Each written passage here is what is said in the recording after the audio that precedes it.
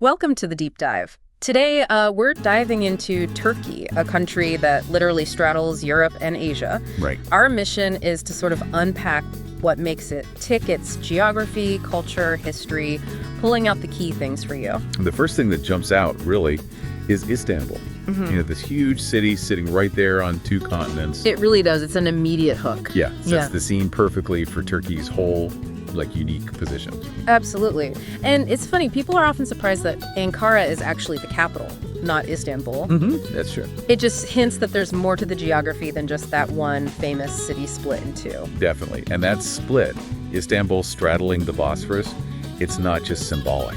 How so? Well, for centuries, it was this crucial pathway. Think trade, the Silk Road, goods, ideas, people, all flowing between East and West right through there. It shaped everything. Makes total sense. And speaking of unique identity, the language, Turkish, is quite distinct too, isn't it? Our sources mention that. It really is. It's not related to most European languages you might think of. It belongs to the Turkic language family. So another layer of its distinct cultural fabric. Exactly. Adds to that rich mix. Okay, let's talk food. Everyone knows kebab, obviously. World famous, yeah. But there's so much more, right? Oh, absolutely. You've got amazing things like baklava, those sweet, flaky layers, or even just a simple, comforting lentil soup, mercimek sorbası. It's incredibly varied. And the drinks culture sounds important too. Turkish tea and coffee. Hugely important, especially the tea, say, served in those little tulip-shaped glasses, constantly being drunk throughout the day. Right, I've seen that.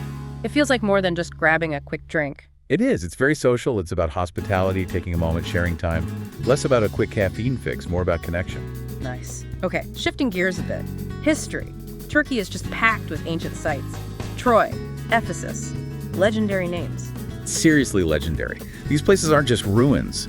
They're like tangible links back to civilizations that profoundly shaped the world we know. Centers of power, culture. Wow. And then you have these almost surreal landscapes. Cappadocia. Cappadocia, yeah, with the fairy chimneys of these incredible rock formations. Caused by volcanoes and erosion, right? Exactly, over millions of years. And those hot air balloon rides at sunrise, they give you this unbelievable perspective. Just stunning. I can only imagine. And Pamukkale, too. The pictures look like snow, but it's rock. Yeah, white travertine terraces formed by mineral-rich thermal waters. It means cotton castle in Turkish. Cotton Castle. People have bathed in those warm waters for thousands of years. It's quite extraordinary, visually. Moving towards sort of daily life and culture, the bazaars, they sound intense. They are, in the best way.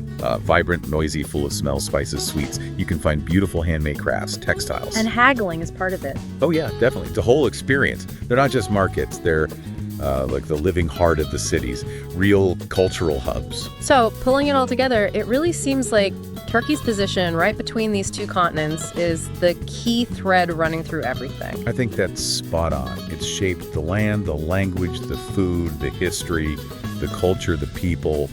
Everything. This constant mixing and interaction. Precisely. It's fostered this incredible blend, this fusion of influences that makes Turkey so unique. So here's a final thought for you to mull over. Given this constant historical role as a bridge, how exactly did that dynamic foster this specific mix of East and West we see today? And perhaps more importantly, what does that unique bridging role mean for Turkey and maybe the world right now? Something to think about. Definitely food for thought. Thanks for diving deep with us today.